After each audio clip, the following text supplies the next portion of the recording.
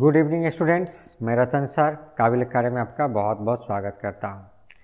CDP का जो आज हमारा अगला टॉपिक है वो है ग्रोथ एंड डेवलपमेंट, वृद्धि और विकास।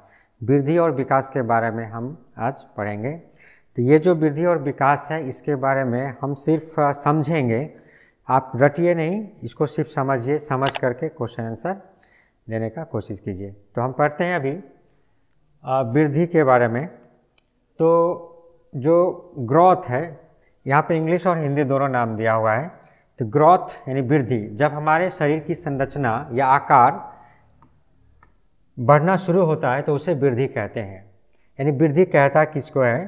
तो वृद्धि से जो है हमारा जो अर्थ है कि जब हमारे शरीर में परिवर्तन होता है, शरीर जब बढ़ना शुरू करता है, उसकी कोशिकाओं में परिवर्तन होता है, कोशिका बढ़ते हैं, हाथ पैर बढ़ता है, सर बढ़ता है, पैर बढ़ता है, धड़ बढ़ता है। इस तरह से जब विकास होता है शरीर का, शारीरिक यानी बाह्य यानी फिजिकल जो चेंजेज आता है उसको हम क्या कहते हैं? वृद्धि कहते हैं।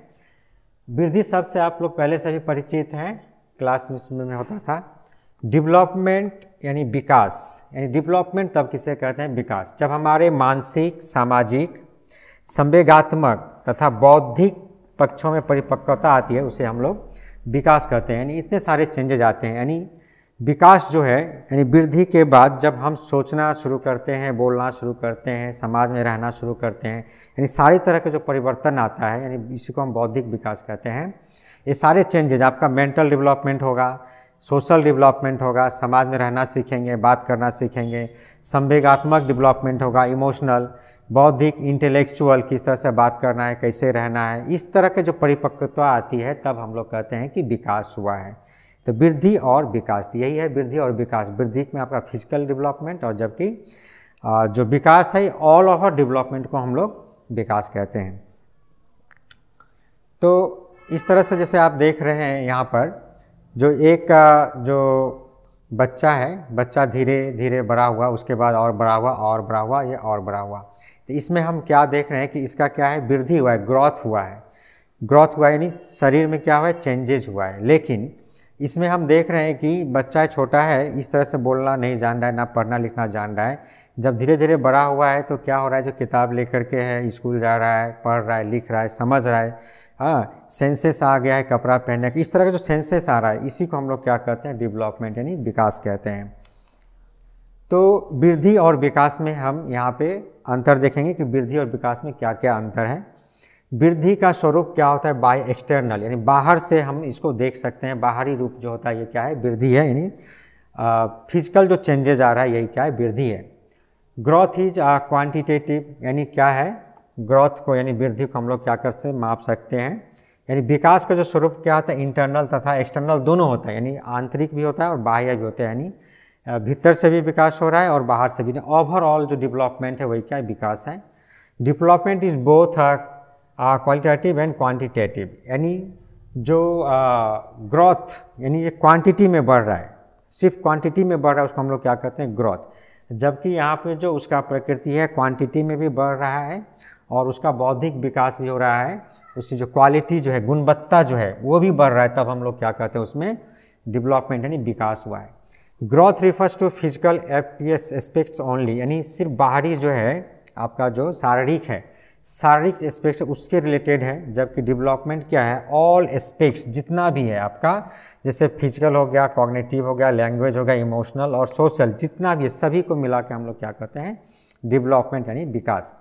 Growth stops at certain period of time, life का या time.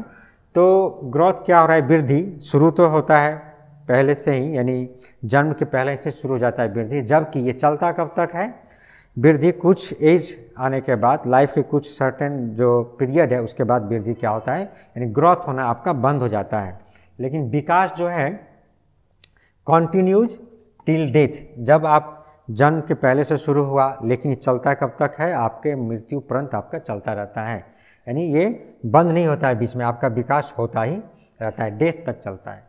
Growth can be measured, यानी हम क्या कर सकते हैं? वृद्धि को माप सकते हैं, कितना हुआ। जैसे वृद्धि, बच्चा है 2 किलो का, 3 किलो का बच्चा हुआ, उसके बाद हम थोड़ा बड़ा हुआ, फिर मापते हैं 5 केजी का हो गया। इस तरह से उम्र के दौरान हम मापते रहते हैं उसमें कितना वृद्धि हुआ, उसके अंग कितना होगा, कितना पतला मोटा है, ये सब देखते हैं 30, 40, 50 किलो का है, यानी माप सकते हैं हम ग्रोथ को। बट क्या है, जैसे ग्रोथ में सिर्फ वेट ही नहीं है, हाइट भी है, उसका कितना हाइट बढ़ा, कितना क्या है। लेकिन हम जो डेवलपमेंट है only be assist, and development इस तरह से मापने का पैमाना नहीं है, सिर्फ हम आकलन कर सकते हैं डेवलपमेंट का। यानी हम ये नहीं पता लगा सकते उसमें कितना विकास हुआ, यानी चुपचाप वो खड़ा है तो कैसे पता लगाएंगे, सिर्फ हम उसकी वृद्धि को देख सकते हैं। तो विकास के लिए क्या करेंगे, इसका कुछ जो परीक्षण है, परीक्षण के माध्यम से मापते हैं। बौद्धिक जो मापते हैं, जो कितना वो इंटेलिजेंस, उसका IQ मापते हैं। तो इस तरह से कुछ है, ये एसेस कर सकते हैं कि हाँ इसमें इतना विकास हुआ है, ये इतना जान रहा है, इस तरह से। लेकिन ग्रोथ को मापा जा सकता है। वृद्धि क्रम के अनुसार नहीं चलता, यानी वृद्धि क्या है, एक क्रम के अनुसार नहीं चलता, यानी सीक्वेंस में नहीं रहता। वृद्धि कभी क्या होता है, ज़्यादा होता है, कभी कम होता है, कभी रुक जाता है, कभी इस तरह से आगे पीछे होता रहता है। जबकि विकास क्या है, एक निश्चित क्रम में चलता है। निश्चित क्रम मतलब एक के बाद एक, ऐसे चलता रहता है। इसके बाद है, वृद्धि होने से विकास हो भी सकता है और नहीं भी। इसका तात्पर्य यह है कि यदि किसी में वृद्धि हो रहा है, यानी डेवलपमेंट हो रहा है, उसका शारीरिक विकास हो रहा है, तो उसमें जो है शारीरिक विकास के वृद्धि हो रहा है, तो उसमें विकास हो भी सकता है या नहीं भी। यानी यदि कोई बड़ा हो गया, लेकिन कई हमारे समाज में बहुत सारे ऐसे आपको लोग मिल जाएंगे जो बड़ा तो हो गए हैं, लेकिन मानसिक तौर पे क्या है, बच्चा ही रह जाता है। तो इसलिए इसको कहा गया है कि वृद्धि से विकास हो भी सकता है और नहीं भी। यानी वृद्धि तो हो गया, उसमें बड़े हो गए हैं, लेकिन सोच अभी भी बच्चों वाली है, तो उसमें ठीक से विकास नहीं हुआ है। विकास वृद्धि के बिना भी संभव है, यानी वृद्धि हो ना हो विकास हो सकता है। यानी विकास है, यानी कोई जन्म लिया है तो उसका विकास होना संभव है, यानी विकास होता ही रहेगा। इसके बाद है, विकास के कारण क्या है, विकास होता क्यों, इसका क्या कारण है। इसके दो कारण दिया है, एक है परिपक्वता और दूसरा क्या है, अधिगम यानी लर्निंग। तो परिपक्वता क्या है, मैच्योरेशन क्या है। मैच्योरेशन क्या है, व्यक्ति के आंतरिक अंगों का प्रौढ़ होना, यानी मैच्योर होना, तथा उन गुणों का विकसित होना, डेवलप होना, जो उसे वंशानुक्रम से प्राप्त होता है। अर्थात जो मैच्योरेशन क्या है, यानी किसी का कोई व्यक्ति उसको वंशानुक्रम हेरिडिटी से, यदि उसके मम्मी पापा से, जिससे भी उसको जो गुण मिला है, इसी तरह से व्यक्ति के जो अंग प्रत्यंग है वो धीरे धीरे क्या हो रहा है, मैच्योर हो रहा है, परिपक्व हो रहा है, तब हम इसे क्या कहते हैं, परिपक्वता कहते हैं। और अधिगम लर्निंग, यानी वातावरण के साथ सामंजस्य, इंटरेक्शन जो है आपका स्थापित करते समय व्यक्ति के शारीरिक एवं मानसिक क्रियाओं में जो परिवर्तन होता है उसे हम अधिगम कहते हैं। ये शब्द अच्छा से आप याद रखिए, अधिगम बार बार आपके CDP में आता है। तो अधिगम का अर्थ क्या है, अधिगम का अर्थ यही है कि व्यक्ति जब आया इस समाज में, इस पृथ्वी पर आया, तो वो क्या करता है, अपने परिवार में, अपने स्कूल में, अपने समाज में इंटरेक्शन कैसे करता है, किस तरह से उसका जो शारीरिक जो और मानसिक क्रियाएं हैं, जो उसमें परिवर्तन हो रहा है शरीर में और उसका सोच में, उसी को हम लोग क्या कहते हैं, अधिगम या सीखना। सीखना यानी लर्निंग, यानी जो सीख रहा है उसी को हम लोग क्या कहते हैं, अधिगम या लर्निंग। अब है जो प्रिंसिपल ऑफ डेवलपमेंट, यानी विकास के सिद्धांत। ये बहुत ही इंपॉर्टेंट है, यहीं से आपके जो प्रश्न है आता है, इसी के ऊपर आधारित आता है आपके प्रश्न एग्जाम में। ये सिद्धांत, कुछ सिद्धांत है, सिद्धांत को देखना है। तो पहला क्या है, विकास की दिशा का सिद्धांत। दिशा यानी डायरेक्शन जो होता है, डायरेक्शन का सिद्धांत क्या, विकास किस दिशा में होता है। तो शिशु के शरीर में विकास सिर से पैर की ओर होता है। इसे मस्तके दोमुखी, यानी ये नाम याद रखिए आपको, कैफेलो कॉर्डल डायरेक्शन, ये डायरेक्शन होगा, कॉर्डल डायरेक्शन कहा गया है। इसका अर्थ क्या हुआ, विकास सिर से पैर की ओर होता है। यानी बच्चों में जो विकास होता है पहले सिर की तरफ होता है, सिर से नीचे आएगा धड़ की तरफ, धड़ से आएगा पैर में, अलग अलग जगहों पे आएगा। तो इसको हम लोग क्या कहते हैं, सिर से आया धड़ पे, धड़ से हाथ पर, इसको हम लोग क्या कहते हैं, कैफेलोकैटल, यानी मस्तक में, पहले मस्तिष्क में विकास हुआ। अर्थात आप कोई काम करेंगे तो पहले सोच लेते हैं, सोचने के बाद क्या होगा, वो डायरेक्शन देगा आपके हाथ को कि हाथ को ये पकड़ना, ये उठाना, ये करना है। यानी आपके पहले माइंड में आया वो चीज़, फिर जा करके दूसरी आपके अंग प्रत्यंग में जा रहा है। इसी को हम लोग क्या कहते हैं, मस्तके दोमुखी विकास कहते हैं, यानी कैफेलोकैटल, जो आपको याद रखना है डायरेक्शन। ये हो गया आपका सिर से धड़ की तरफ जो विकास हो रहा है। उसके बाद जो है जो विकास में ये आ गया, जैसे आपका आ गया यहाँ पे सर है, यदि ले लेते हैं तो सर से नीचे की तरफ। लेकिन और एक विकास होता है इसी में, जो होता है, मान लिया एक आदमी है यहाँ पर, ये धड़ से चारों तरफ जाएगा। पहले धड़ में विकास होता है, फिर जिस जो डायरेक्शन है सभी डायरेक्शन में, यानी उसके मस्तिष्क के भी तरफ जाएगा। तो इस तरह से दो तरह का विकास है, एक होता है मस्तक यानी सिर से जो नीचे की तरफ जाएगा, और एक होता है धड़ से दूसरे तरफ जाएगा। इसे कहते हैं दुराभिमुख। क्या कहते हैं? दुराभिमुख कहते हैं, जो नीचे से यानी सेंटर से चारों तरफ जाता है विकास। इस तरह से विकास दो तरह का जो है उसका डायरेक्शन हो जाता है। दूसरा है निरंतर विकास का सिद्धांत, यानी विकास का जो सिद्धांत है प्रिंसिपल ऑफ सस्टेनेबल डेवलपमेंट, यानी जो निरंतर यानी विकास एक समान गति से नहीं होता बल्कि अविराम गति से निरंतर चलता रहता है। इसका अर्थ क्या हो गया? विकास हमेशा एक जैसा नहीं रहेगा, यानी डेवलपमेंट जो है बच्चों में हमेशा एक ही जैसा विकास नहीं, यानी वो सीख रहा है तो तेज़ी से सीखता चला जा रहा है, ऐसा नहीं है। कभी ज़्यादा कभी कम सीख रहा है, परंतु विकास क्या कभी ख़त्म नहीं होता, वो चलता ही रहता है, निरंतर चलता है। यानी बच्चा पैदा हुआ और जब तक उसकी डेथ नहीं हो जाता तब तक उसमें विकास क्या है? निरंतर चलता रहता है। यह है विकास का निरंतर विकास का सिद्धांत। इसके बाद है विकास क्रम का सिद्धांत। विकास क्रम का सिद्धांत कहने से तात्पर्य विकास एक निश्चित और व्यवस्थित क्रम से होता है, जबकि वृद्धि में ऐसा नहीं होता है। तो विकास एक निश्चित क्रम अर्थात पहले क्या करता है, एक आसान सा चीज़ सीखा जाता है, फिर उसके बाद का जो थोड़ा कठिन है वो उसके बाद एक क्रम में चलता है। जैसे आप लोग पढ़ना लिखना सीखे तो यदि उसका हम एग्जाम्पल लेते हैं तो पहले आपने क्या सीखा? ABCD सीखा होगा। ABCD के बाद आपका क्या सीखा होगा? और वर्ड फॉर्मेशन, वर्ड सीखा होगा। वर्ड के बाद सेंटेंस, फिर जा करके आप पूरा एस्से बनाना सीख गए होंगे, लेटर लिखना सीख गए होंगे, किताब पढ़ना सीख गए होंगे। तो क्या है, ये क्रम में हो रहा है, यानी डायरेक्ट आप पहले लिखना नहीं सीखे अब बाद में ABCD, ऐसा नहीं है। पहले ABCD सीखे होंगे फिर जा करके वर्ड सिखाते हैं बच्चों को। तो इस तरह से क्या है, एक क्रम में, निश्चित क्रम में चलता है। और एक है जो समान प्रतिमान का सिद्धांत। इसका अर्थ हुआ प्रिंसिपल ऑफ सिमिलर पैटर्न। प्रत्येक जाति, चाहे वह पशु जाति हो या मानव जाति, अपनी जाति के अनुरूप विकास के प्रतिमान का अनुसरण करता है। यानी कितना भी जाति, कोई भी जाति हो, सभी क्या करता है अपने जाति के अनुसार, यानी वो हेरिडिटी के कारण ऐसा होता है। जो जिस जाति में है उसी जाति के अनुसार क्या करेगा, वो आचरण करेगा, उसी का रूप रंग धारण करेगा। जिस तरह से एक मनुष्य है, मनुष्य का जो आने वाला जनरेशन होगा, बच्चा होगा, वो क्या होगा, मनुष्य जैसा है। उसके भी 2 हाथ पैर होंगे, नाक होगा, सर पे बाल होंगे, इस तरह से, और वो भी चलेगा मनुष्य की तरह। वहीं पे यदि हम किसी एनिमल्स का लेते हैं, यदि बकरी का लेते हैं तो बकरी का जो बच्चा पैदा होगा क्या होगा, बकरी के जैसा ही होगा देखने में। उसके भी 2 कान होंगे, बकरी की तरह आवाज़ निकालेगा, 4 पैर से चलेगा। इसी तरह से जब हम देखते हैं मनुष्य का जो बेबी होता है मनुष्य की तरह होता है। और जैसे यहाँ पे डॉग लिया गया है, डॉग का बेबी भी डॉग जैसा ही देखता है। और दुनिया में कहीं भी आप देख लीजिए, कहीं भी हो, यानी डॉग यहाँ पे पैदा हो रहा है, उसके जिस तरह से बेबी है वो डॉग को कहीं भी रखेंगे वैसा ही होगा। मनुष्य यहाँ पे है, उसका जो बेबी हो रहा है उसका 2 हाथ पैर है, तो कहीं भी हो जाएगा तो 2 हाथ और 2 पैर होगा। लेकिन कहीं कहीं ये अपवाद है, तो वो क्या होता है, दूसरे यानी रोगों के कारण होता है कि कहीं देखा गया 3 हाथ हो गया या 4 पैर हो गया, वो अलग बात है।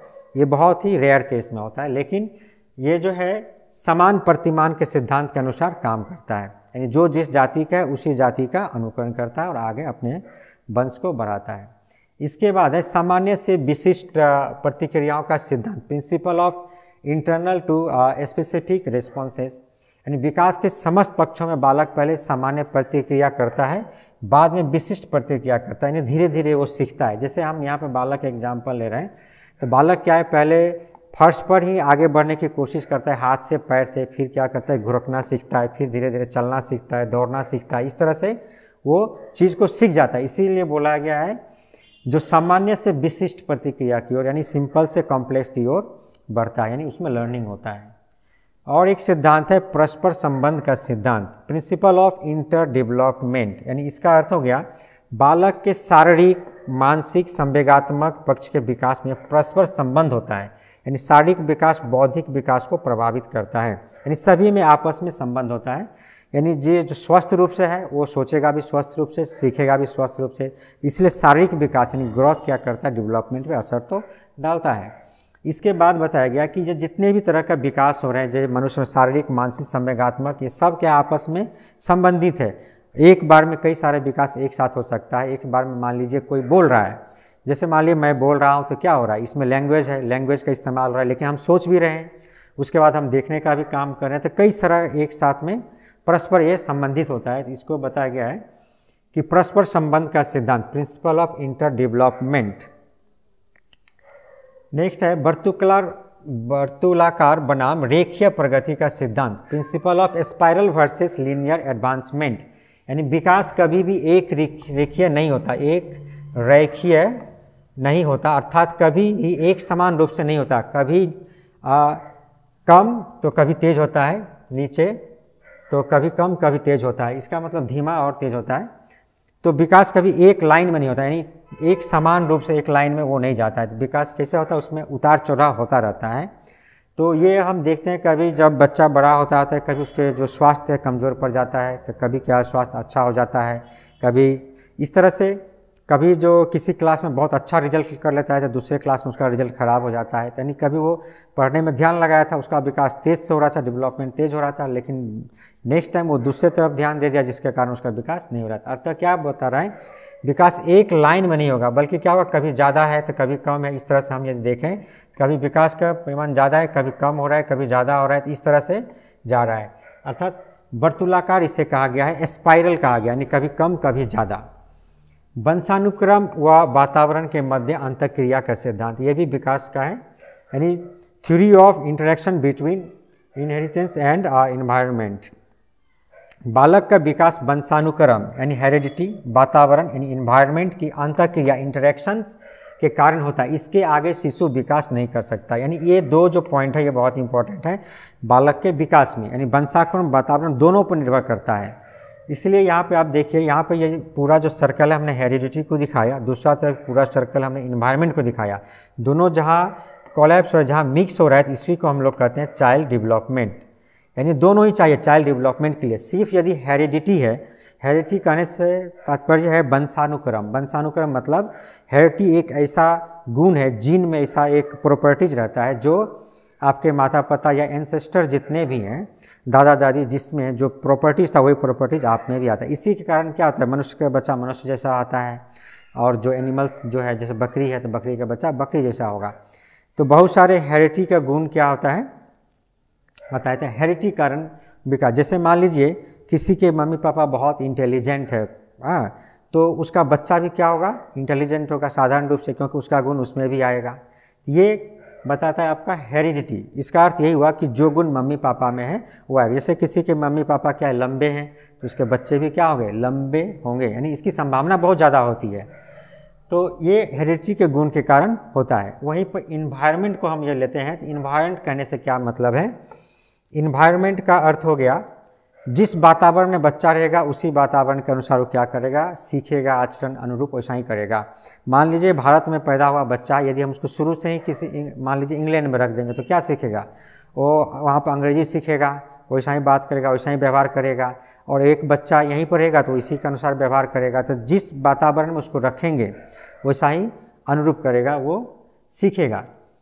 तो हेरिडिटी के अनुसार भी हो रहा है, सीख रहा है, इन्वायरमेंट के अनुसार ही सीख रहा है। लेकिन जब दोनों मिक्स होगा, दोनों जब देंगे एक बच्चा, उसका वेल डेवलपमेंट होगा। मान लीजिए हेरिडिटी तो ठीक है, एक बच्चा के मम्मी पापा बहुत इंटेलिजेंट है, तो इससे साधारण तौर पर निकाल सकते हैं कि वो बच्चा भी इंटेलिजेंट होगा उसका। लेकिन वहीं पर यदि हम उसको एक ऐसा परिवेश में रख देते हैं जहाँ पर क्या होता है, ना स्कूल है ना कुछ है, तो बच्चा क्या करेगा, वो सीख ही नहीं पाएगा। बच्चा क्या करेगा, घूमेगा फिरेगा खेलेगा, और जिस परिवेश में वो रहेगा उसी के अनुसार सीखेगा। तो इन्वायरमेंट का भी बहुत असर पड़ता है। यानी सिर्फ हेरिडिटी होने से ही बच्चा पूरा डेवलप हो जाएगा ऐसा नहीं है, इन्वायरमेंट भी चाहिए। और यदि हम सिर्फ इन्वायरमेंट ही दे रहे हैं और उसका हेरिडिटी नहीं है तो भी नहीं होगा। यदि वो मंदबुद्धि है या उसमें सीखने की उतनी लालसा नहीं है, तो इस इन्वायरमेंट में हम प्रदान करके उसको बेहतर तो बना सकते हैं, लेकिन उस लेवल तक नहीं पहुंचा सकते। अतः जो व्यक्ति है या बच्चा है, शिशु है, कोई भी है, तो उसका जो विकास है, विकास डिपेंड करता है आपका हेरिडिटी और एनवायरनमेंट दोनों के ऊपर करता है। इसलिए इसे कहा गया है वंशानुक्रम वातावरण की अंतःक्रिया पर, इंटरेक्शन पर डिपेंड करता है। नेक्स्ट है जो सिद्धांत, व्यक्तिगत भिन्नता का सिद्धांत, प्रिंसिपल ऑफ इंडिविजुअल डिफरेंस। विभिन्न व्यक्तियों के विकास की जो गति है, विभिन्नता होती है। एक आयु के दो बालकों में शारीरिक, मानसिक और सामाजिक विकास में व्यक्तिगत विभिन्नताएं स्पष्ट दिखाई देती। इसका अर्थ यह है, ये जो सिद्धांत ये भी इम्पोर्टेंट है प्रिंसिपल ऑफ इंडिविजुअल डिफरेंस, यानी विकास जो है सब में अलग अलग होता है, इसी को कहते हैं व्यक्तिगत विभिन्नताएं, यानी सब में एक समान नहीं होगा। यानी आपके क्लास में 10 बच्चे हैं, 10 में एक जैसा विकास होगा, एक जैसा डेवलपमेंट होगा, ऐसा नहीं है। यानी किसी 2 बच्चा को ले लीजिए तो दोनों में आपको अंतर स्पष्ट दिखाई पड़ेगा कि दोनों का बात करने का तरीका अलग है, दोनों का ग्रोथ अलग हुआ है, दोनों का हाइट अलग हो सकता है, दोनों का वेट अलग हो सकता है। तो इस तरह से हम लोग देखते हैं कि प्रत्येक व्यक्ति में या प्रत्येक आयु के 2 बालकों में शारीरिक मानसिक जो विकास हो रहा है वो क्या होगा, अलग अलग होगा, किसी में एक समान नहीं पाया जा सकता। हो सकता है दोनों का हाइट एक हो लेकिन जो वेट है अलग हो, या वेट अलग है तो हाइट अलग हो, या बात करने का तरीका अलग हो, या लर्निंग का जो कैपेसिटी वो अलग हो, कोई जल्दी सीख जा रहा है, कोई देर से सीख रहा है, या बोलने का तरीका है दोनों में वो अलग है। इसी को कहते हैं व्यक्तिगत भिन्नताएं। जितने व्यक्ति के पास आप जाएंगे वो सभी का क्या है, जो विकास का जो रेट है सब में अलग अलग होता है। और कुछ जो इम्पोर्टेंट पॉइंट्स है वो है बच्चों के विकास में व्यक्तिगत भिन्नता हेरिडिटी एंड इन्वायरमेंट की पारस्परिक निर्भरता पर दोनों की वजह से व्यक्तिगत विभिन्नताएं होती है। अतः हेरिडिटी और इन्वायरमेंट का बहुत ही इम्पोर्टेंट रोल है। सिर्फ एक के रहने से जो उसका 100% विकास होगा ऐसा संभव नहीं है, दोनों ही इम्पोर्टेंट है। हेरिडिटी का भी गुण चाहिए और इन्वायरमेंट का भी गुण चाहिए किसी भी बच्चे के विकास में, ऑल डेवलपमेंट में। हमारी इंटेलिजेंस, मोटिवेशन, इंटरेस्ट एक्सेट्रा अलग अलग होती है, यानी कहा गया सभी का, जितने व्यक्ति जाइए या जितने बच्चे को लीजिए सभी में देखिए सभी का जो इंटेलिजेंस है, मोटिवेशनल है, इंटरेस्ट है, सभी चीज़ अलग अलग आपको मिलेगा। विकास की प्रक्रिया में सांस्कृतिक विविधताएं, कल्चरल डाइवर्सिटी होती है। यानी विकास की प्रक्रिया में आपने सुना होगा, इसके पहले भी हमने डिस्कस किया था, समावेशी क्लास जो डिस्कस किया था, उसमें देखा कि आपके एक क्लास में क्या होता है, बहुत सारे बच्चे रहते हैं और उस बच्चों का जो फैमिली बैकग्राउंड अलग अलग होता है, उनका कल्चर अलग होता है, उनका रिलीजन अलग होता है, उनका भाषा भी अलग अलग होता है, सब एक साथ आता है। अतः बच्चा जिस कल्चर में रहेगा उसके अनुसार उसका क्या होगा, विकास होगा। यानी कल्चर जो उसका बहुत अच्छा सीखने का है या उसके आगे बढ़ने के लिए मदद कर रहा है, जिस संस्कृति में पल रहा है उसी संस्कृति को अपनाएगा। अतः कल्चर के अनुसार ये निर्भर करता है, सांस्कृतिक विविधताएं पाई जाती है सभी बच्चों में। अब हम पढ़ते हैं विकास के आयाम या पक्ष। विकास के आयाम या पक्ष, डोमेन ऑफ डेवलपमेंट। तो विकास क्या होता है, बहुमुखी होता है, यानी मल्टी डायमेंशनल होता है। विकास क्या होता है, बहुमुखी, मल्टी डायमेंशनल। ये आपके एग्जाम में पूछा जाता है विकास कैसा होता है। और क्या होता है, मल्टी डायरेक्शनल, यानी सिर्फ एक दिशा में, विकास की बहुत सारी दिशाएं, यानी किसी भी दिशा में विकास हो सकता है, तो मल्टी डायरेक्शनल है। और क्या है, मल्टी डायमेंशन, कई इसके सारे आयाम होते हैं। तो विकास के आयाम में हमने देखा, एक होता है संवेगात्मक विकास, सामाजिक विकास है, शारीरिक विकास है यानी फिजिकल डेवलपमेंट है, भाषा का विकास होता है, मानसिक विकास है, नैतिक विकास है। यानी बच्चों में इतने सारे विकास, इसके अलावा भी और भी कई सारे विकास हैं बच्चों में होता है। तो लेकिन आप 2 पॉइंट जो है ये याद रखिएगा, एक क्या होता है बहुमुखी मल्टी डायमेंशनल, और एक होता है मल्टी डायरेक्शनल। ये एग्जाम में आपका रहता है। तो पहला जो क्या है, शारीरिक विकास यानी फिजिकल डेवलपमेंट। फिजिकल डेवलपमेंट क्या होता है, बाहरी और आंतरिक दोनों तरह से हो सकता है, यानी बाहरी और आंतरिक। फिजिकल डेवलपमेंट, शरीर का बढ़ना, इसी को हम लोग क्या कहते हैं, फिजिकल डेवलपमेंट। जब बच्चा छोटा रहता है, उसका शरीर छोटा होता है, वेट कम होता है, धीरे धीरे बढ़ता है। तो बाहरी और आंतरिक, तो बाहरी तो दिखाई पड़ता है, उसका वेट बढ़ रहा है, हाइट बढ़ रहा है, मोटा हो रहा है। और आंतरिक जो है ये है आपका, जैसे हार्ट है, लंग्स है, जो आपका वृद्धि है, जो अंग है आपके भीतर, उसमें भी परिपक्वता आती है धीरे धीरे, उसी को हम लोग कहते हैं आंतरिक जो विकास उसका हो रहा है, शारीरिक यानी फिजिकल डेवलपमेंट में। उसके बाद है मानसिक विकास यानी संज्ञानात्मक विकास, यानी मेंटल जो है, मेंटल डेवलपमेंट या कॉग्निटिव डेवलपमेंट जिसको कहते हैं। इसमें क्या आता है, संवेदना, प्रत्यक्षीकरण है, कल्पना है, स्मरण शक्ति है, वृद्धि, विचार शक्ति, निरीक्षण, परीक्षण, जितने भी तरह का है ये सभी को हम लोग क्या कहते हैं, संज्ञानात्मक विकास। और संज्ञानात्मक विकास के ऊपर हम लोग एक क्लास कर चुके हैं, जिन जो प्याजे हैं उसने क्या था, कॉग्निटिव डेवलपमेंट का, किस तरह से संज्ञानात्मक विकास बच्चों में किस स्टेज में होता है, इसके ऊपर हम लोग एक क्लास कर चुके हैं। इसके बाद है सामाजिक विकास है, सोशल डेवलपमेंट है, यानी सामाजिक विकास अभिप्राय, सामाजिक संबंधों में परिपक्वता प्राप्त करना। ये भी देखें, सोशल डेवलपमेंट भी हम लोग ने किए हैं कि एक मनोविद के ऊपर हमने पढ़ा कि कैसे सोशल डेवलपमेंट होता है, उसमें बच्चों के किस स्टेज में किस तरह का सोशल डेवलपमेंट होता है।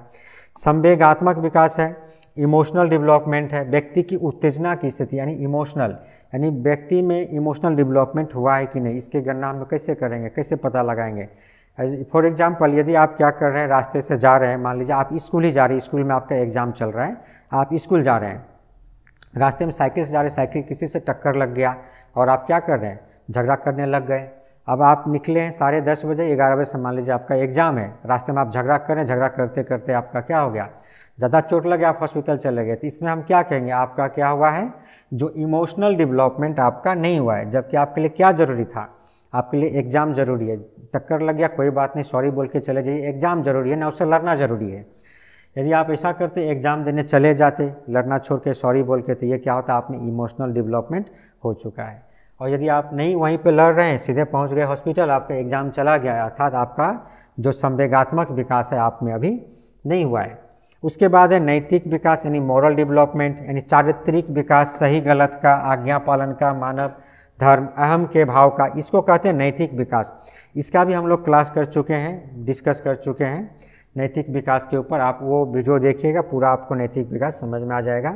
इसके बाद है भाषा का विकास यानी लैंग्वेज डेवलपमेंट का, बच्चों में भाषा का भी विकास होता है, इसके ऊपर भी हम लोग एक एक्स्ट्रा क्लास करें, किस तरह से भाषा का विकास किस स्टेज के बच्चों में किस तरह से होता है।